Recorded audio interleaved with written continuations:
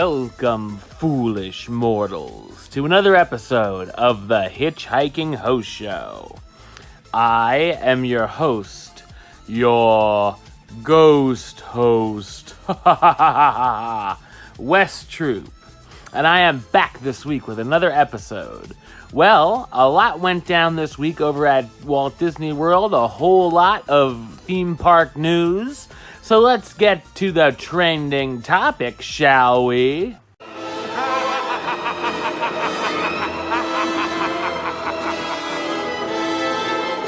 Alright, so this past week saw the 30th anniversary party of Disney's Hollywood Studios, which saw a special cavalcade led by Mickey and Minnie, and also included Indiana Jones and Marion, plus other stars from the Indiana Jones Epic Stunt Spectacular, Ariel and Prince Eric, Belle and the Beast, Woody, Jessie, and the Green Army Men to celebrate the past, present, and future of the park.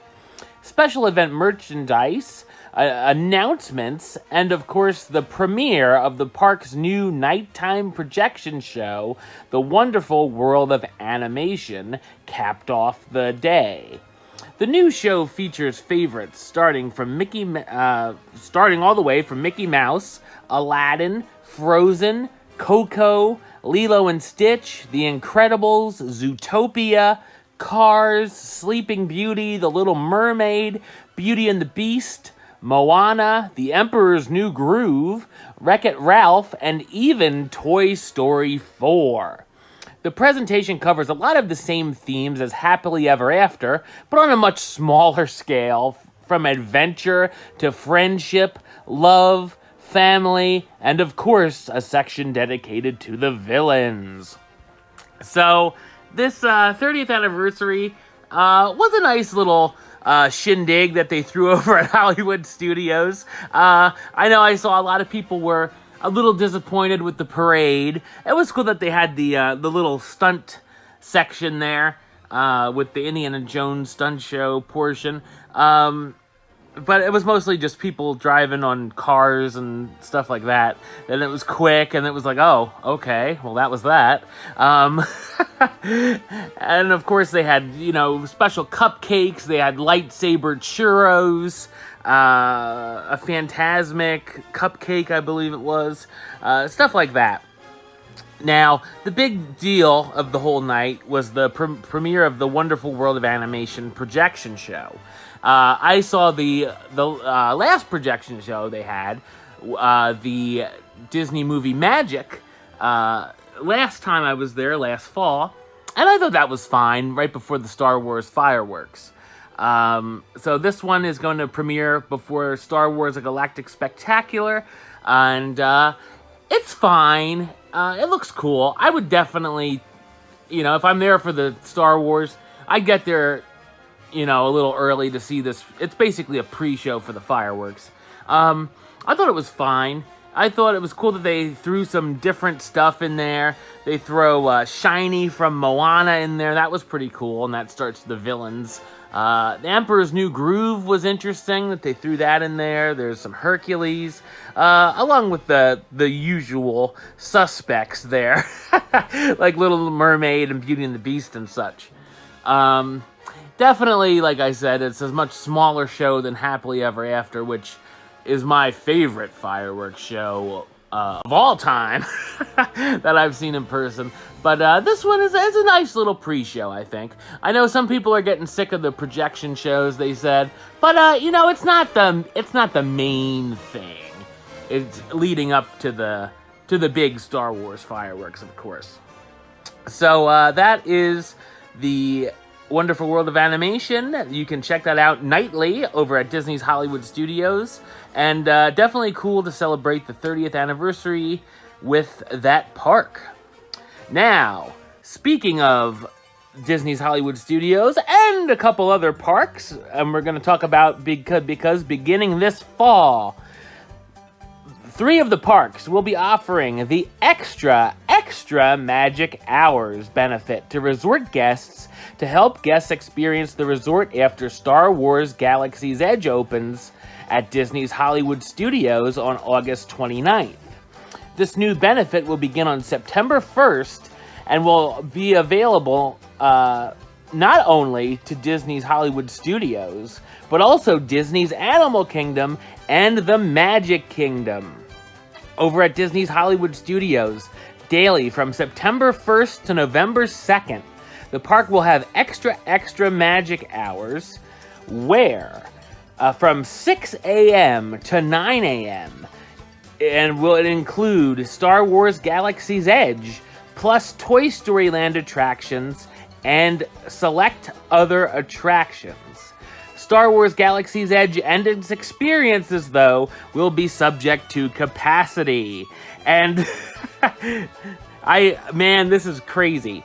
I can't wait to see this, what Disney's Hollywood Studios looks like at 6 a.m. Because, ladies and gentlemen, my vacation starts on September 8th, and I will be down there, and I will be hitting up these extra magic hours. I'll be posting some videos on the channel, so definitely check those out.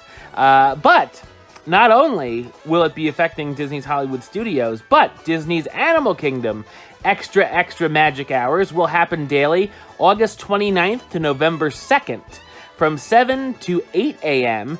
featuring Pandora, the World of Avatar, and other attractions throughout the park.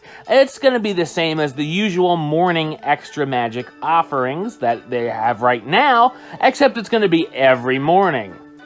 Let's throw some Sugar Ray in there. Every morning there's a halo. All right, so... And also, over at Magic Kingdom Park, the extra magic hours will happen daily from August 29th to November 2nd from 7 to 8 a.m., featuring your favorite attractions in Fantasyland and Tomorrowland. It's basically going to be the same as usual, the morning extra magic hours offerings that they have right now. But, like I said, every day up until November 2nd. So I'm definitely looking forward to that. It's definitely great to have some extra time in the parks. I was a little worried that based on the times I was seeing, the normal times that the park is open, I was worried that I wasn't going to get everything done at certain parks and stuff like that, that I would have to go back another day and then that would take out from another park. Or my other plans or whatnot. If there was going to be a band I wanted to see over at Epcot one night, I might have to skip that band to go back and make sure I got some certain stuff done at Hollywood Studios or whatnot. So definitely looking forward to some early rising for sure during my vacation. And if you have a vacation during the fall, definitely check out those extra magic hours to get on some of your favorite rides very early. Now, speaking of Disney's Hollywood Studios, we're going to continue on, because while many were surprised that Toy Story Land opened, well, not when it opened, not that, Toy Story Land opened at Disney's Hollywood Studios, it didn't have a sit-down table service restaurant. Woody's Lunchbox, of course, is a quick service. It looks like you'll be getting your wish, as a brand new table service restaurant is coming to the location. The new restaurant, called the Roundup Rodeo BBQ, will be themed to resemble a new rodeo play area assembled with cardboard boxes cut and taped together. The new location will feature multiple dining rooms and plenty of familiar toy characters that have been brought together to create a fun, colorful mashup atmosphere that only a child could create. The immersive restaurant will surround guests with a kaleidoscope of toys, games, and play sets that will certainly please fans of the long-running Toy Story franchise. The new dining location will be built in front of Toy Story Land, right near the giant Woody, Toy Story Land entrance sign. So that's definitely something. Some big news there. A big brand new restaurant coming to Toy Story Land based off of the Roundup Rodeo BBQ. That sounds very interesting. Sounds like a great place to eat, and definitely check out all those special the special things all around the restaurant, like the toys and whatnot. It's going to be some great scenery. And also, speaking of Disney's Hollywood Studios, during the 30th anniversary celebration, Disney unveiled a brand new character-infused logo for the park that's expected to officially debut inside the park later this year, that features BB-8, Woody, and of course, Mickey Mouse. And I already saw a brand new commercial at the movie theater this past weekend where they showed the logo and they showed a little bit of all the different rides at Hollywood Studios, and even a little preview of the Millennium Falcon ride, which looked pretty cool. So I definitely can't wait to see that. But many on the internet are split about the new logo. I think it looks okay, you know. I don't really have hissy fits over logos or anything. I think it looks fine. It's a logo. It's not going to change much for me. Moving on. We're going to park hop over to Epcot because a new mask painting experience is now available for guests visiting Epcot's Italy Pavilion. Located in the mask shop, La Gemma Elegante. That's no more Spanish than it's Italian, whatever. A resident artist will be on hand to assist guests with painting their own Italian mask for displaying during a special upcharge experience, another one, yes, that will last 30 minutes and will cost $30 per guest. That's right, $1 per minute. Those wanting the experience, this fun little extra, can ask about it and make reservations from inside the show. So, ladies and gentlemen, just know if you want to make a little Epcot Italian mask of your own, you can for the low price of $30. And speaking of upcharge events, this one's even higher priced. We're going to park hop over to the Magic Kingdom because Disney has announced a brand new upcharge experience for guests who want to visit Cinderella's Royal Table. Priced at $199 plus tax and gratuity for adults and $169 for the kids. The special package includes a character dining experience in the castle, reserved fireworks viewing in the West Plaza Garden, and an after fireworks dessert party. Guests will also be able to take pictures at a special meet and greet with Cinderella and Prince Charming upon arriving at Cinderella's Royal Table, and will receive a special box of chocolates as a parting gift from Forrest Gump himself. No, just kidding. No discounts for annual pass holders or DVC members are offered. So, another big time package there for dining. You could dine without that big package, of course, at Cinderella's table, and you can also get that dessert party by itself for less money, but then you don't get the little perks of the picture and the box of chocolates and stuff. But anyway, it is $199 for adults, $169 for kids, and it will be starting very soon at Cinderella's Royal Table if you are interested.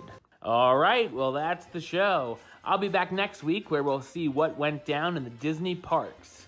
But until then, don't forget to subscribe right here on YouTube. YouTube.com/HitchHostShow.